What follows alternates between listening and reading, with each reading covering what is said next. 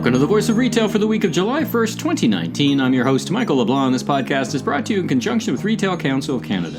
In this episode, live from the main stage at RCC Store 2019 conference, my exclusive interview with Walter Robb, former co-CEO of Whole Foods. We chat about the nature of consumers on both sides of the border, the zen of Amazon then, now, and in the future, the current state of grocery retail across North America, and trends for the future. Then a return visit from Michele Sexsmith from Environics Analytics, talking about using modern data and sophisticated mobile-based analytics to help guide retailers in their site selection and understanding customer insights. Next, we'll cover off retail this week, including Ontario celebrating with a 50, Can the Goose Continue to Soar, Amsterdam's Hema in Canada, Dollarama Goes South, American, Canopy Tweed Tokyo Smo CEO Bruce Linton, Outside and Talking, Sport Check More Inclusive, Mansas testing some same-day cannabis delivery, Ireland's Primark celebrates 50 and 372, robots rub off on humans at Amazon Warehouse, Galen Weston gets serious on sustainability at the Consumer Goods Forum Global Summit. But first, let's listen into my interview live from the big stage at Store 2019 with Walter Robb. Ladies and gentlemen, Walter Robb. Thank you, Walter. Yeah. And to join me, and let's do some chit and chat, and thank you very much for that presentation. That's great. I wonder, can I take one of these RCC pillows home with me? Yeah, please do. Please do. $39.99. Your dollar goes a long way in Canada. Very good. So welcome back to Canada. Thank you very much. You were instrumental, if not the leader of moving Whole Foods into Canada. You operate their stores now, Whole Food stores from Ontario all the way to the west. I'm intrigued, or I'm curious on your thoughts around the difference between the American and the Canadian customer, as much as there is such a thing as an American and Canadian customer. And I'm really intrigued on it because it would help us understand. We look at trends that are happening in the United States, and we try to reflect on, okay, are those trends going to be happening here? Do you see any differences? You've operated on both sides of the border. Tell me, let's talk about that for a bit. I see huge differences. I mean, Canada was the first country we went into outside the United States, and we were well along. And I want to start out with a real shout out to Canada because I saw it first in terms of the team members and the culture. I mean, I think what's native to Canada, I so appreciate it, particularly here in Toronto, is the sort of ethnic. You seem to have been able to combine people in a much better way than the United States. We're struggling with that. And the Canadians have a tolerance and an acceptance and an appreciation for cultural diversity that's so impressive. And second of all... let's hear it. We the North, back to your first couple of slides. Yeah, I'm not going to give you the Raptors. I'm still a Warriors fan. But number two is, I think you have communitarian values. There is a sense of being part of a community, belonging to a community, participating in a community, which translates into such things as the benefits, which do vary by province, which is kind of a pain in the ass to administer. Yeah. But the fact is that's just what an employer does. That's what we expect in Canada, whether it's the health insurance or the benefits. Right. But you see it also when you're forming a team member base at a store, as you see the fact of how they think about their responsibility.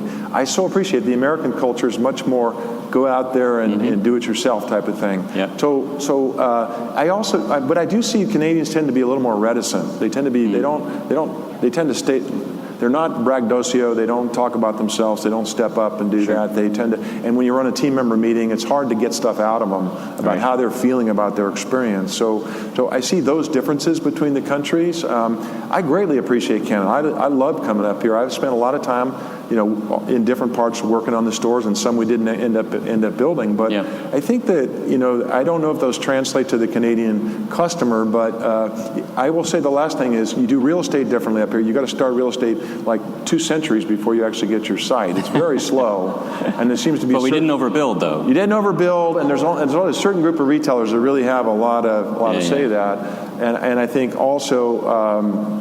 They were slow to adopt Whole Foods. We had a much slower growth curve coming in here as a new brand than we did in the United States. Folks had to trust us. Yeah. I don't know if that's the Canadian culture to hang back a little bit, but... there was a pent-up demand for Whole Foods. I remember the time there was a pent-up demand for Whole Foods to come here. Obviously, Canadians shopped often in the U.S., so it's interesting to hear that it was a little reticent. That being said, it's a very competitive market, so in some ways it's not entirely surprising. And as you said about Canadian consumers, they're a little bit more of a measure twice, cut once kind of consumer sometimes when I compare them, when I think about them in the context Which means for me that you've got to double down on the trust and loyalty. You have got to build out the ecosystem like we just talked about in a way that's that handles the table stakes, is compelling, innovates on service, but you got to double down on building trust and loyalty, because the Canadian customer is going to be a little more, I think, at least on experience, a little more skeptical. So it's even more, those values that are entrenched in the business are even more. Well, how do you earn their trust and loyalty?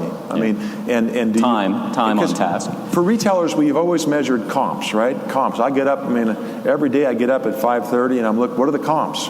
But now with physical and digital, you got to look at lifetime value. You got to look at a new set of metrics. You got to look at a new set of compensation. How does the store participate in the digital world? You got this whole other set of issues around compensation, measurement, metrics about being a retailer that reflect the new world order. I love your idea of lifetime value. There's been a couple of speakers on the stage who've talked about that. How do we start to measure, experience? This concept of measuring experiences of stores are so experiences per square foot. Doug Stevens exactly. talks. But this lifetime value may be the one pinnacle of how to measure the culmination of all those things. Right, and there's different versions of how that's being calculated, but the data is in that if you're a brand that's able to meet people digitally and physically, you're going to get 2x the basket. You're going to get more business. So why would you want to walk away from that? If you're just running physical stores, you're going to have a hard time putting up growth. You're going to put up a point of growth. And if you've ever been, it's very hard to run a P&L on 1% growth, right? Because your costs are going up faster. So only one of us on this stage has ever sold a business to Amazon. So I got about 3 dozen questions for you. And only one of us has a nice pocket square like. Oh well, thank you. Local Canadian retailer, of course. So let's start with, it's almost 2 months to the week where the acquisition was announced, and it shook the market. It shook the market in stock prices of existing grocers, and it shook the market. And trillions of dollars of market cap wiped out within 1 hour. Disappeared, right? Disappeared. Didn't come back. It's really phenomenal when you think about it. And I was reading back a couple of years ago to some of the press and the commentary that came out 2 years ago, and I was struck by a quote from your co-CEO, John McKay, and he said, truly it was love at first sight when we met Amazon. And most retailers don't have that kind of affection for Amazon. So I was, I'm trying to put yourself back to those days, and what was the thought process? And then we're going to talk about, okay, how do you see them today? And then we'll talk about what you see for the future. Well, you have to take the last full year as a public company. We went public in '93, so you're in the year 2016, 2017. We sold the company in late summer 17. And it really, the background is that, I know what John's saying there, but we struggled the last year as a public company because the competition really caught up. Our comps dropped, our stock dropped quite a bit, and the market was all over us. And so we had activists in the stock, and so we had to refresh our board, and we had to cut $300 million out of our operating costs, and we still felt vulnerable. So we actually said, all right, what are our options? Do we keep executing this without the resources necessary to invest in the technology that we just talked about, or do we go find a partner? So we decided to go look for a partner, and we went to Amazon. Just make sure it's clear, we went to Amazon looking. We went to several other people, and we had several. I'm not sure that's well understood. I understand in the it, but I'm telling you the truth because I was there. And two meetings at Jeff's house in Seattle. And the deal was done in 6 weeks. It was quiet for 2 weeks, and then was announced. It was like a bomb that went off in the retail world. And it really, you need to understand how seminal that deal really was. But the backdrop for that was us really looking for a partner who we felt could digitize the physical offer we had developed over 40 years. We were trying. We had to deal with Instacart. We had other things. We had pieces, kind of like what you see Kroger trying to do put these pieces together. We just couldn't do it fast enough with the pressure of being a public company, and we chose a partnership as the best way to make sure Whole Foods continued for 100 years. So fit into the center of your table napkin strategy. I love that. I love that as a real keepsake for historical reference. So let's fast forward to today. So it's almost 2 years later. We see Amazon, of course, Whole Food products are available on Amazon. The fresh products are available on Amazon Fresh where it's available. The Amazon Fresh, by the way, was completely a failure for 10 years prior. Would you buy an Amazon chicken? Probably not, right? No brand authority in chicken, brand authority in books. So with Whole Foods acquisition, they got our brand authority in fresh foods. They got access to 80% of the U.S. population, and they got access to a set of standards and authority in the market. So we got the tech and the digital. Their data and technology is ridiculous, absolutely ridiculous. Sure. Not to be underestimated. It's so far ahead of anybody else. It's ridiculous. Right. So we've got. we've got Prime offers. We've got offers for Prime members at Whole Foods, and just recently, actually, in the news, they announced price cuts, right? 20% price cuts. So is this what you had imagined 2 years on in the deal? So, looking back 2 years, is this where you thought they would be this far past the deal? But look, I'm on record. I just did an interview on CNBC last week. I said, I think on balance, this has been a good thing for Whole Foods. I mean, obviously, I spent my life, sweat, soul, and spirit helping to build that company with John and the others, and it's everything to me. I love it. I love it to this day.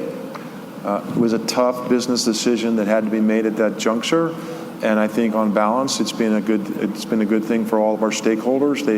They bought 100% of the shares for cash, by the way. I've never seen a $14 billion check written before, but they did.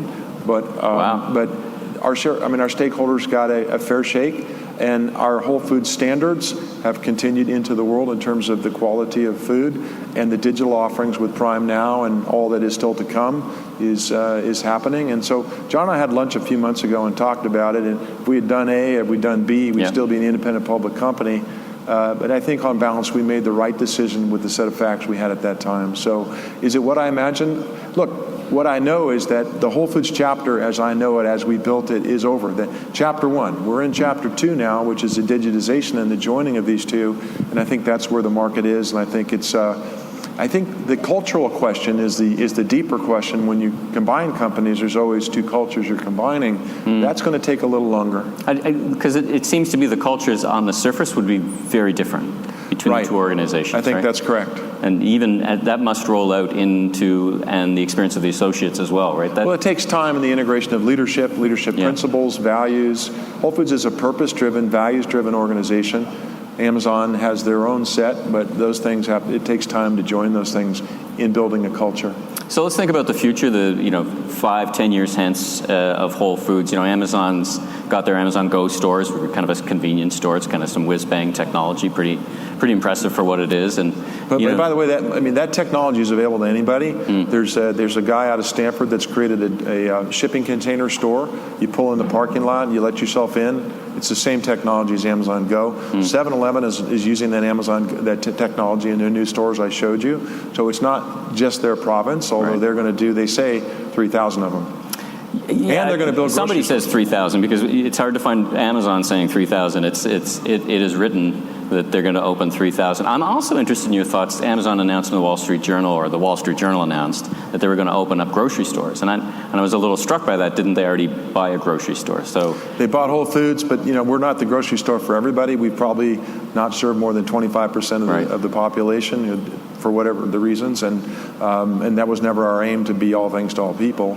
But that's right. That thing sits between it hasn't been 100% confirmed. Yeah. I will tell you, I do believe it's happening, and it's happening apart from Whole Foods. And I always thought we would never get it all the way done for them. If they think food's the Trojan horse to sell you everything else, they're going to have a bigger footprint than just what we had with our 500 stores. Yeah. And so it's not a surprise. The fact that they're doing it on their own, I don't think they're very good physical retailers. They're bookstores, and that are, the technology is cool. The retailing itself is subpar, in my opinion. But well, there's always been mixed impressions when you go to the Amazon 4-star store, for example, that the execution. I've had two responses. One is, okay, they really haven't got it all figured out after all, and the other is there more to this store? Because I think more of Amazon. So am I missing something? But have you been at any of the 4-star store type stores? What's your impression of that? Similar to yours. Yeah. I mean, I'm a retailer. I've built hundreds of supermarkets, designed them from the ground up, and Whole Foods, we try to do every store different. We try to keep evolving and pushing the envelope. I mean, I don't like formula retail. I like something that, and I think the times call for you continue to innovate and expand in what the store's offering. I mean, economically, you figure out the core, but then where can you innovate? We sell a lot of mac and cheese. In one store recently in Denver, we opened up a mac and cheese bar. 25 types of mac and cheese. And so if you like mac and cheese, Denver's mac the place and cheese, to go. exactly. So I think, Amazon, I think maybe we can help them with that, the physical retail. Our first keynote speaker that kicked off the conference yesterday, Doug Stevens, has described, he speaks a lot, as we all often do, kind of, what is Amazon, and his thoughts on when they bought Whole Foods, or when that came together. For them, it was just about data. It was just about them understanding their data better, getting more revs on their flywheel, their concept of the flywheel, and they really weren't that intrigued about being a grocer. But you've described them as, the Whole Foods culture and product line is helping them. So what do you think about, beyond the obvious of getting into grocery? They've got return pickups, they've got a number of tactical things, but strategically, where do you think it sits for them? Well, it's a great question you're asking. Think about it, though. They face the same competitive marketplace that we all do in the large numbers. They happen to have the cloud business, which is like having an ATM inside your lobby. Yeah, the AWS right, and they have now business. the data, the advertising business. But if they want to truly own the ecosystem, build the ecosystem, they needed to be in food, and they weren't succeeding in fresh food, which is the core in the future where food is going as we think about stores. And so, again, they got a real head start with us being able to do that. And again, food becomes the mechanism for triggering the frequency of trips or orders. And so I think it was more strategic than just the data. Yes, they got the data, but they got this position in the marketplace that says we're able to serve you in all these different ways. And with the food store and what they continue to build out, whether it's Go or whether it's their own grocery stores, they're going to have the frequency there to be able to sell you everything. And by the way, their rival is Walmart. This is where the battle's happening right now between the two of them. I just showed you Doug's quote, says he thinks he's going to win in food. Now, Amazon, those two are obsessed with each other. And you're watching this battle play out in the marketplace of two titans, and everybody else is struggling to keep up because they're both thinking at the market strategically. How do I win in the market? And they both think that way. So I think what we do see is that they now have access to data of how does the shopper shop online or shop in store. And as that data becomes more clear, I've already told you the first conclusion was customers want both, but there's more conclusions around. They have a 360 view of you shopping for food now. Right. When do you shop for food? What do you shop? What do you shop for? What times? What's in your basket? Think about all the potential actions that can come out of that data. So they do have that. And then how they can monetize it in their advertising. How they monetize it through the advertising. But I think their objective was bigger than that. Was like, we got to think long term about how we win in the marketplace. So let's say you and I are having a glass of wine together. I don't know if you drink wine. Lovely, yeah. All right. So Canadian wine? Canadian wine's brilliant. Okay. So let's say you and I are having a glass of wine together, and with your background in the business and my massive following on the Voice of Retail podcast in the hundreds, someone is willing to give us basically unlimited funds to open up a new retail concept, grocery, non-grocery. You and I had a chat before, and by all means, go to the Voice of Retail podcast. We talk about Walter's background and how organic came to be. But you said in our interview the first time we chatted that the store that you opened today would be very different than the store you opened. You were like number 12. Talk about what that store would look like today if I gave you essentially a blank sheet. You and I had a blank sheet. We're going to open up a retail, maybe a grocery. What would that look like?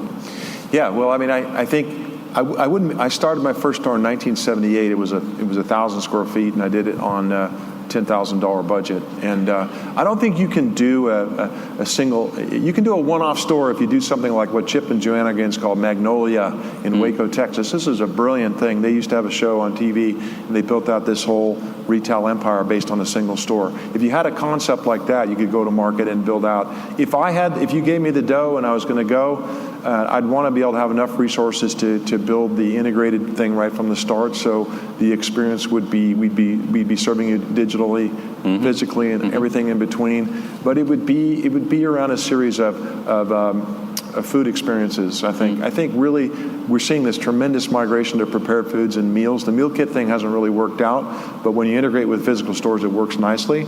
So I think celebrating American food traditions. If I was in Canada, Canadian food traditions. You guys do such a lovely job honoring your First Nations, which we don't do as well in the United States. It's terrible what's happening with our Native Americans, and you guys do that so much better. I think about the opening of the Olympics a number of years back, which I was fortunate to go to in Vancouver. But I think I would honor the food and not looking backwards, but looking forwards at honoring some of the things that are happening in food now, which is pretty exciting. I mean, cellular food's being created that bypasses the animal. I told you already about the plant compounds that are being produced into foods. Nor Foods produces a thing that calls the Top New 50 Foods, which is all about foods that you don't know but are going to be part of the future food supply. So I think celebrating the future and through experience and taste would be a very fun thing to open. And if I had the resources, you've seen Italy in New York and around the world. It's an excellent start, but Oscar was all about Italy. I think doing something like that, but forward-looking for the United States would be a very cool thing to do. And we're about to have an Italy open up in Canada, in Toronto. They're hell of a retailer. Yeah, but they're restaurants. Basically, 65 or 70% of their business is restaurants. So yeah, for sure. And of course, it's a kind of a vertical, right? It's themed on one theme, the Italian theme on Italy. I just want to pick up one thing you said, food kits. Are you surprised that they did not, that delivery, that subscription service didn't pick up? I mean, the poster child for that is really struggling, but there seems to be optimism. It seems to be on trend, yet it struggles. Is it operations issue? No, it's customer acquisition. It's come and gone. I mean, Blue Apron is the exemplar of that because their stock, and then it's down at like $1. In fact, they may get delisted. But look, you know why? It's because the customer wants more choice in that. You can go on your phone at 4 or 5 o'clock and have Thai food, Canadian, whatever food you want delivered in 45 minutes, 30 minutes.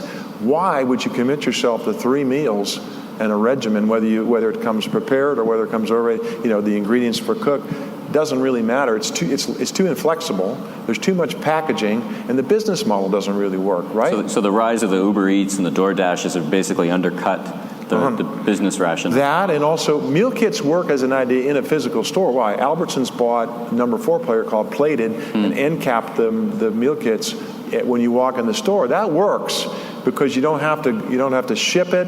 Right. The logistics work, and they can now combine their supply chain with Albertsons and find the cost efficiencies. The problem with Blue Apron is they're trying to build out a supply chain on the back of digital business, and then their marketing churn also. They're spending way more to acquire and lose a customer. The business model doesn't work. Right. What works is the combination with physical. The customer wants convenience, but they don't want to be rigid. They don't want to be told what they're going to have. They don't want to deal with a lot of packaging. That's counter trend. Yep. So I think these folks are going to struggle. Home Chef out of Chicago is one that's lowered the price point and become a little more flexible in their offer. So I think there's room to move the model a little bit, but it's not an answer in and of itself to where food is going.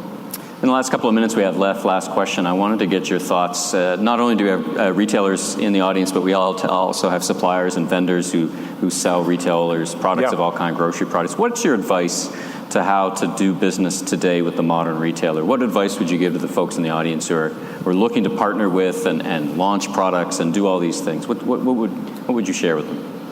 Yeah, I think it starts with your attitude around realizing that it takes a community to do business. That at Whole Foods we had a stakeholder philosophy, that our stakeholders all had an important say in the future, and we tried to make decisions for the company through that prism.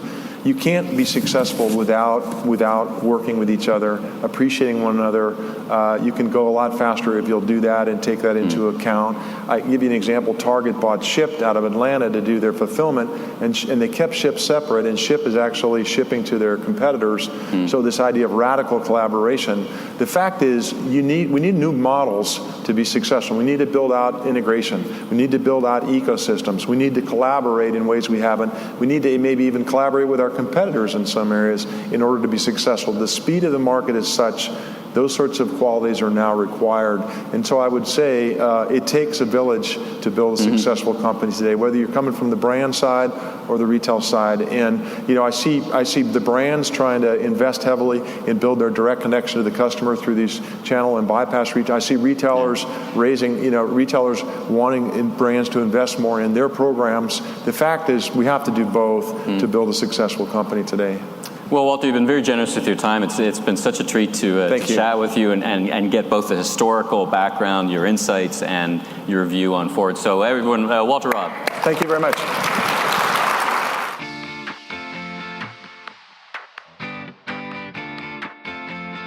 Michele, welcome back to the Voice of Retail. How are you doing? Good. How are you doing today? Great to see you again. I'm doing fine, thank you. It's great to see you again in our ongoing series of discussions and chitting and chatting about all things retail. It's been very illustrative for me, very opens my eyes to a few things of possibilities. So let's talk about the world of possibilities when it comes to physical stores. So things haven't quite panned out the way we thought maybe 20 years ago. 20 years ago we thought we'd see .com would come on and e-commerce would rule and stores would kind of go away and malls would be in trouble, but it really hasn't panned out that way, whether it's here or in the U.S., right? Physical stores still matter.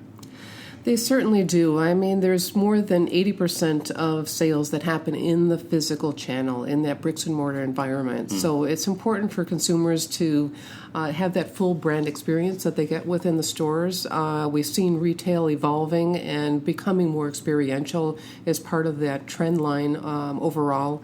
But it's that opportunity for consumers to touch and feel the merchandise, to ask a sales associate really detailed questions, and to really have that ability to interact in some cases with the brand in even a digital environment within that physical environment. So you see a lot of experiments going on in retail to provide a more immersive type of experience, more VR types of experiences in store, all kinds of concepts in order to engage that consumer and really provide a full experience so that they can make that purchase with confidence. You know, some of the leading indicators for how important stores are, you see the number of digital first, brands that have got physical stores. They're being used for different things. I could think of brands like, Casper to Allbirds that started as digital only, but then now have physical stores. And, one element that's interesting, and I did it just this past weekend, is ordered up a product and picked it up in store. And credit to the retailer, it was ready in 12 minutes. So, this line between physical, online, and offline, we used to call it omni-channel, but, lately even omni-channel is kind of falling out of vogue as a phrase because it doesn't describe the wholeness of this customer experience. But much of which, as you say, 80-85% or more is done in the physical store. So that intersection point is still so important. So to me, it feels like, as a retailer, if you're deciding to pick a store, you probably need less stores than you did 20 years ago. So you don't need more stores. So picking the right store in the right location seems to be it's never been an unimportant decision. It's always been an important decision. But now it seems just so critical and even more complex the way people are using the stores. How can Environics Analytics help? Well, when a retailer first comes into a market, the first pick may be the urban core of a market, and that may be an easy decision to start with. But what becomes much more challenging is how do you infill into a market to really maximize the potential of that market. And so that requires, ideally, a longer-term strategy to be able to do so. Because if you pick just that urban core piece, there may be 4 other stores that you could optimally place very close to that urban core that would also be able to add to that mix. And then making those right decisions on those next 4, it becomes much more challenging because you need to know more about where does your target consumer live, and are all of those mall locations that you're considering, are they equal, or are there a lot of variations in the consumer types that shop at each individual mall? And we find when we do that deeper analysis, the demographics, the lifestyles are very different based on that local trading area, and it's important to have those metrics to start with in order to pick the right location so that you can build effectively and continue to afford to expand the network. Whether you're a big international retailer or a small international retailer and brand, picking the right mall to be in Canada is actually not incredibly difficult in one way because there's such marquee malls, whether it's a Yorkdale or a Eaton Centre, that continue to do really well across the country. There's marquee malls. So that decision is I wouldn't say simple, but it's less complex than trying to figure out where you're going to open up a physical store outside of that particular mall. And that mall's trading area and demos may match yours, it may not, but is that really one of the complicated things that, whether you're international or domestic, beyond locating in a mall, that seems to be a very complex question now? I mean, certainly there's a lot more investment if you're outside of a mall and you're trying to identify a retail strip and you're purchasing the land and making that commitment. That is a multi-million-dollar decision, and that's not a decision to be taken lightly. But there's certainly key categories. You think about, furniture and other big box types of formats that do need to be on their own or attached to some retail strip like that. And so that's where it's really key to do your homework, to understand what does that location currently attract in terms of consumer types. And there's now tools that will allow you to investigate that ahead of time before you open up that store to know whether that retail context is the right fit or not. So I guess that's where it comes to an engagement with folks like yourself. Really, it's the mall owners or landlords or real estate people can tell you a bit about the traditional trading area, but whether you're small or super large, it seems like you can use this data to find your location no matter what size of a retailer you are, small, mid to large, right? So, and you can do it. Tell me how they can do that without being overwhelmed in the data, because it seems like there's not a shortage of data. There's always a shortage of good data. But how do you not get overwhelmed with so much information and making your site selection? So I'll give you a couple of different cases for that. So let's say it's a smaller retailer and they just need to understand the characteristics of the local population. And maybe they're not going to draw quite as large an area because of the type of sector that they're in.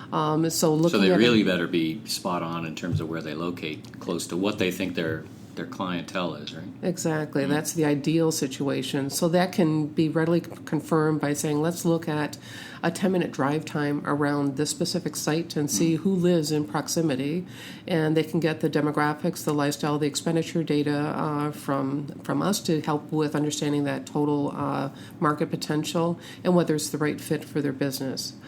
I'll take another example, though. There's new tools that really allow them to go even deeper than that, to say, in this retail strip or in this mall, who are the actual visitor types that come to that location? And that's where we would use mobile data analytics to help with that specific question. So they don't have to take that chance and open up. They can see coming out of the gate, what are the visitors? Do they represent the entire trading area, or does that retail context pull a different consumer type because of the people that are already there, the retailers that are already there? You mentioned expenditure types. So unpack that for me a little bit. What do you mean by expenditure types, and how granular does that get? Are they just clustered into a few? I buy groceries or hardware, or what is expenditure type? And then I want to talk about this digital mobile data stuff. But let's start about expenditure types. So the expenditure type is really detailed. There's almost 500 categories of expenditures. 500 categories. That's a lot of information, and that's the dollar spend that is spent by the consumers in that local area. So they may be spending some of it online, some of it offline, but it does provide that total market potential to understand, is there enough volume in that specific category that this is a viable site for me? Or are there so many competitors that are already eating at that market potential that there's not enough left for me to be able to be successful at that location? Oh, I see. So it kind of triangulates both the potential of the market by commodity, but also the spend. So then you say, listen, if one market's got a great opportunity for electronics, but it's at about 95% is already being spent, then it's going to be harder for you as a retailer to make headway in a market where 95% of the sales are already accounted for. Is that a good example? So it's a reasonable proxy for that. So you can look at the density of competitors at that location. You can look at the total market potential and just do the straight math to say, okay, if everybody's getting an equal share, this is about how much that represents in terms of market potential per retailer. And is that enough for me, or am I fighting an uphill battle the whole way? And can I find another location in another part of that market that's more underserved, so to speak? Right? Exactly. So you mentioned just a few minutes ago, you talked about mobile data. Tell me how that works. Is that something that the retailer has to tell their customers to opt into an app that they need the customers to download, or how does mobile data work, and help unpack that for me? So mobile data is available across all markets. It's really available internationally, but it allows that retailer to understand the visitors within any geography. So if, say, I'm a retailer and I'm looking at a retail strip and whether I want to be placed there, or a mall and whether it's the right fit for me, it provides that retailer the ability to understand who's shopping at that location currently. And so that uses mobile data information that's been opted in already by that consumer.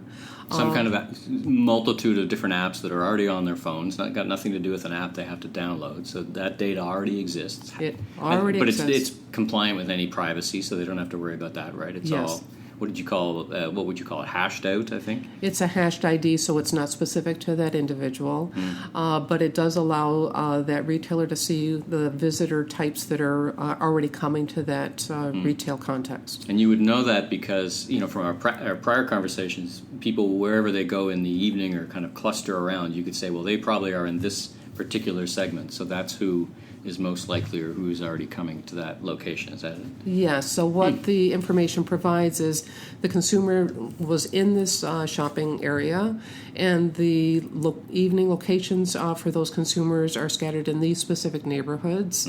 And then we can overlay the demographics or the expenditures of those neighborhoods to understand, is this a consumer that's spending a lot in electronics or apparel or recreation, whatever that category might be.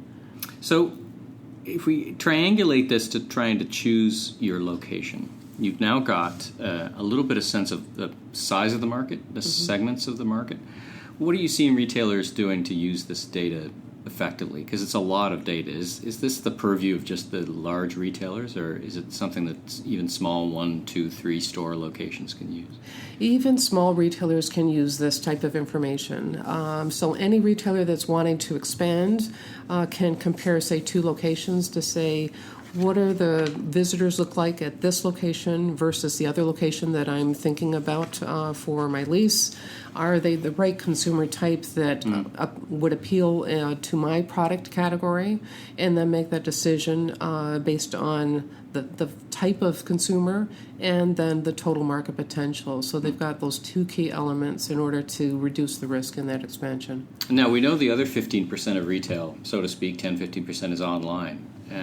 So I guess your data would tell me there might be a lot of potential for a particular product, electronic camera, but if most of it's being consumed in that particular area by those consumers online, there's less likelihood of my store being successful. Could I tell that as well? Yes, you can absolutely tell that.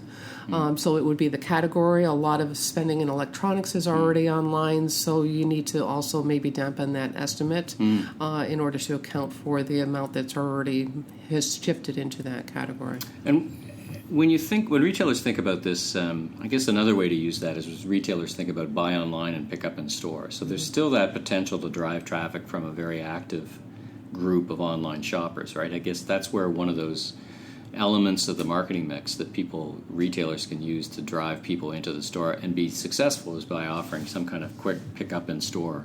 But so what I guess you're telling me is that armed with your data, they would know that the potential for that is high. Yes, right? yes. And they'd be able to use that in order to hopefully entice that consumer once they're doing that pickup to also shop other elements within the store.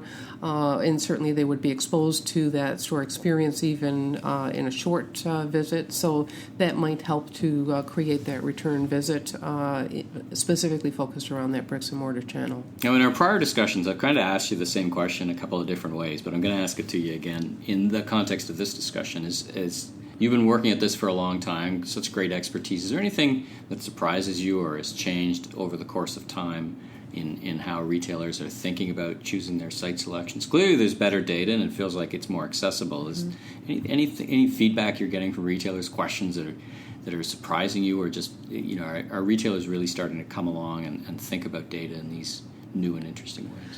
They are starting to think about it. I think they're starting to push the envelope a little bit more and saying, I need to make broader decisions. There's much more strategic thinking related to the bricks and mortar channel.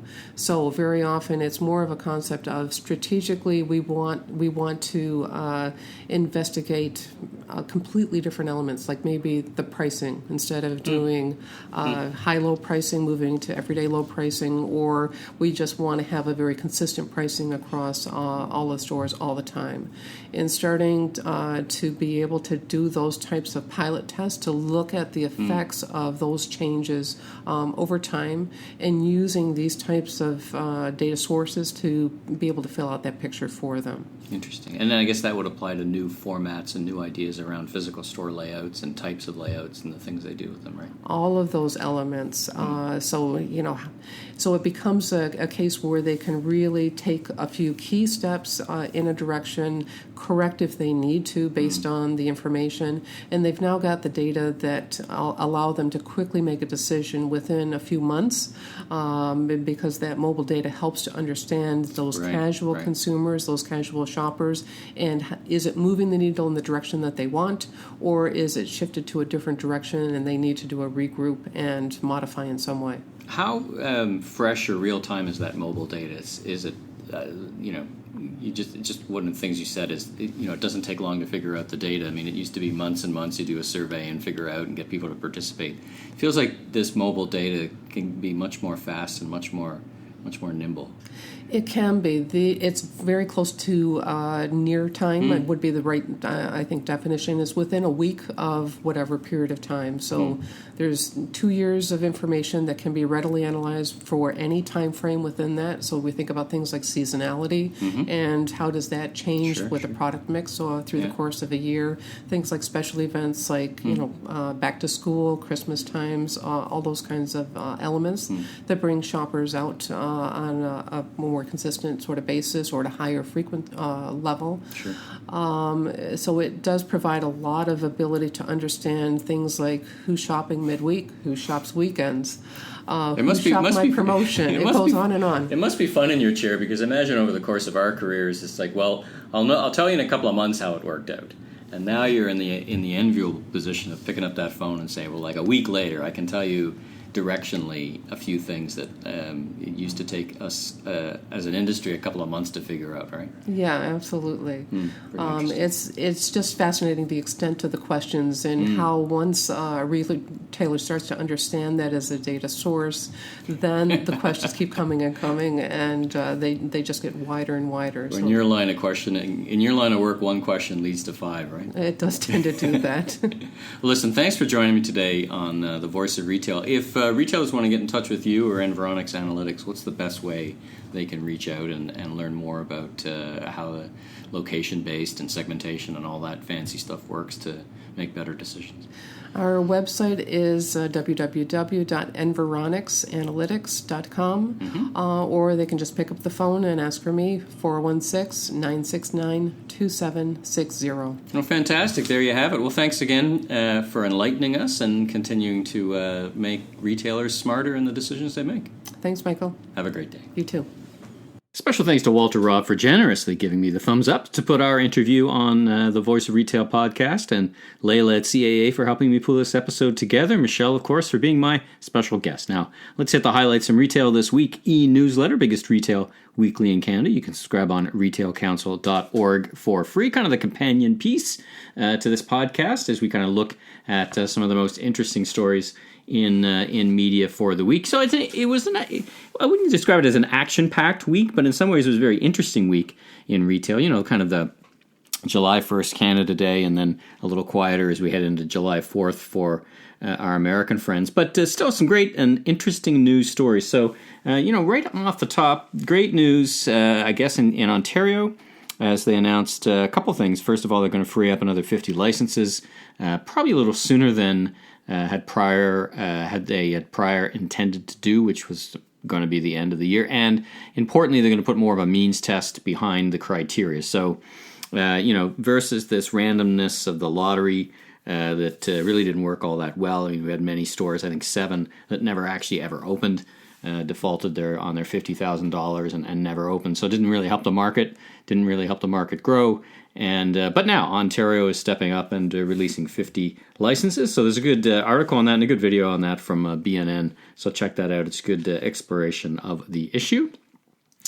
Speaking on cannabis, let's stay on that for a while. Bruce Linton ousted from Canopy. What an entrepreneur, building an abandoned chocolate factory into a multi-million billion-dollar company that is Canopy Growth, with, of course, the retail elements of Tweed on the East Coast and other places, Tokyo Smoke, and I think there's one in London, and all over Canada. So let's hear it for Bruce Linton. Did some fabulous work, I guess, when Constellation Brands moved in with their $5 billion investment. It seems like they went in different directions, and they put out a press release that things have taken a different direction. And Bruce does this great interview. You have to check it out on BNN.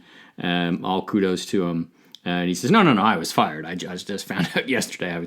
It was interesting because, we had Marina Strauss on last week on the podcast, and Bruce said, listen, you took my interviews, and I did interviews with you in the good times, now not so good times, and I'm not going to run away from the press. So a good interview with him and Amanda Lang. It's really, I would say he puts on a masterclass from an executive perspective. Anyway, all the best to Bruce. He'll do well. Of course, financially, he's done super well. And he's already got some other companies on the go, so keep a close eye on him. Can Canada Goose continue to soar? This from Toronto Star. I guess it's one of those not much going on in the week stories, I guess, because it just says, how Canada Goose can continue to on its growth path. Can they continue to growth, particularly with the conflicts or the tensions in Asia, which is an expanding market for them. So nonetheless, a fairly interesting read. I mean, Canada Goose is quite confident that there's lots of growth room ahead, so best of luck to them. From Retail Insider, Craig Patterson's Retail Insider, Amsterdam-based Hema announces entry into Canada. So, they're a very aggressive shop with a dollar-type store or value store, and it looks like they're opening a shop-in-shop within Walmart locations. So that's an interesting combination for sure. I guess HBC goes to Amsterdam and Hema comes here, I guess, is what one analyst mentioned. Dollarama moves into Latin America with purchase of a retail chain, Dollar City. There's a lot of articles on that, but the good one in the Globe and Mail. And I guess that means that they're going to go into 180 stores between El Salvador, Guatemala, and Colombia. And that's Dollar City has expanded in those to 180 stores.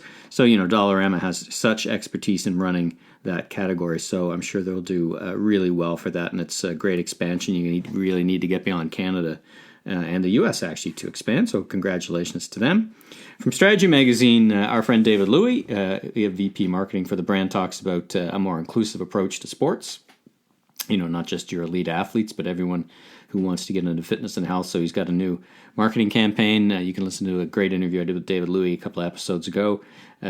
Such a fantastic contributor in the retail space and a real, really interesting to see him get his hands around the Sport Check brand. So keep a close eye on that. That from Strategy Magazine. Back to the Toronto Star, Saskatchewan and Manitoba testing same-day cannabis delivery.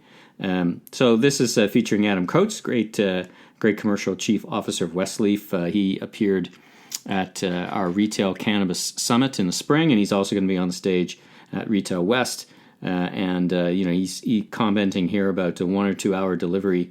And really, when you think about competing with the black market or the legacy market, as some like to call it, you're really going to have to step up and mirror what is available in everything from food service to retail. So great to see Saskatchewan and Manitoba stepping up and enabling that with whether it's Pineapple Delivery or whoever else is doing that. From the great Jim Cormier out in Atlantic Canada, kudos to the provincial governments out there who are talking about reducing red tape, so that's worth a look. That's from CBC. Primark, which is an Irish store, actually celebrates 50 years in business and now has 370 stores globally. So I saw the Primark, the original one on Mary Street in Ireland when I was there in January. And it's good to see this from the Retail Gazette, them expanding. From the New York Times, inside an Amazon warehouse, robots' ways rub off on humans. It's just another, I guess this is one of the Amazon stories of the week. 50 truckloads of merchandise turn up at the warehouse, and then they call the group that unpacks those water spiders. Just fun to read article really, and how the humans interact with the robots safely. Like for example the workers who interact with the robots have vests on where the robots detect and stop moving. So it's an interesting article deep into the supply chain and a nice look at what's going on in a very sophisticated supply chain. Uniqlo transitions to paper bags by the end of the year. So we got more on sustainability coming up in the episode, but this is a good kind of entree into it. This is from CTV. What do they say? They want to reduce single-use plastics their customers receive by 85% at the end of next year. So that's fast. They estimate to save around 7,800 tons of plastic annually. That from CTV. Another Amazon article, this is really a Whole Foods article back to Walter Robb and his thinking, and it's really about how Amazon wants to make Whole Foods a beauty destination. And Whole Foods would probably say, I think Walter Robb would certainly say he was already a beauty destination. They, like many things, were ahead in the holistic, clean beauty movement, natural, organic, non-irritating, and I think Amazon, rightly so, judging by this article in Quartz, have picked up on that theme. Last, in the international, Walmart invests $1.2 billion in China to upgrade logistics. You kind of lose track of these things, but Amazon, Sam's Club, and Sam Supermarket have 400 stores covering 180 cities in China. I kind of lost track of that, but not of course such a vast nation with a huge population that's relatively small. But it ain't nothing either. So $1.2 billion in China to upgrade their logistics, and I think that's mostly logistics of moving the product around versus getting it offshore and back to the U.S. Lots of great articles in retail news for news for retail entrepreneurs. This first one is interesting. The Globe and Mail. OMG Bakery Goodness actually opens up early, and because they're a bakery, and they actually accept parcels for people. So it's interesting. It's called to combat package theft, or what we would call porch piracy. Neighborhood stores accept deliveries for nearby residents. So interesting, an interesting read for sure. Also, you've got some cannabis stores moving into Fort McMurray. First cannabis retail's opened its application for 8 more approved. So lots of expansion in Fort McMurray. Good to see them bouncing back after a couple of tough years. I talked about sustainability. Next couple of episodes, we'll have a spotlight on retail sustainability.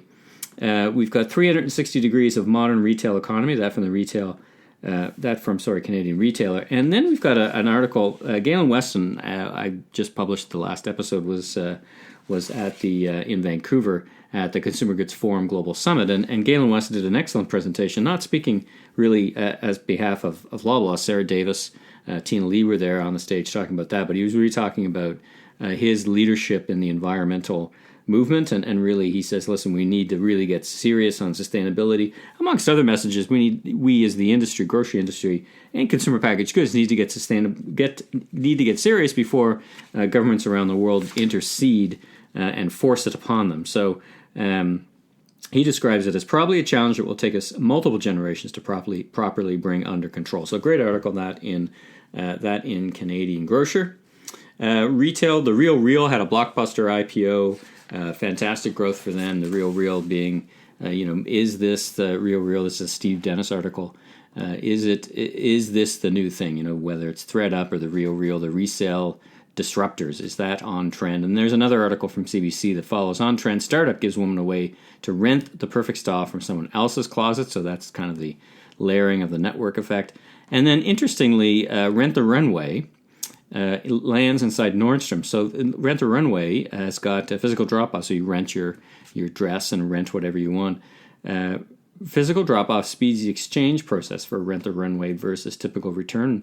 And I guess it drives traffic into Nordstrom. Always a tricky proposition, those kind of partnerships, but interesting. Rent the Runway has seen a 180% increase of returns directly from customers. So, that's certainly worked for Rent the Runway, and I guess it gets some foot traffic into Nordstrom's. It does feel a bit, risky, I guess you could say, with people, starting to figure out that they can just rent stuff instead of buy it at Nordstrom's. But I guess Nordstrom's figure out if they're going to buy, they're going to buy, and at least we'll have a good shot at having them walk through the Nordstrom location. And last but not least, luxury fashion brands from Burberry to Kering make the push for sustainability. So we're going to be talking about sustainability in the next couple of episodes. That's the theme. We're going to be doing some chitting and chatting with key people at Retail Council, actually, who are on the sustainability file day in, day out, and we'll talk about it. So look for that more in upcoming episodes. So that's a wrap on this edition of The Voice of Retail. If you like this podcast, you can subscribe on iTunes or on your favorite podcast platform. Be sure to recommend to a friend or colleague in the retail industry. You can also ask your favorite home device, Amazon Echo, Google Home, to play the most recent edition. I'm Michael LeBlanc, founder and president of LeBlanc Company Inc., and you can learn more about me on www.meleblanc.co or, of course, on LinkedIn. Till next time, have a great week.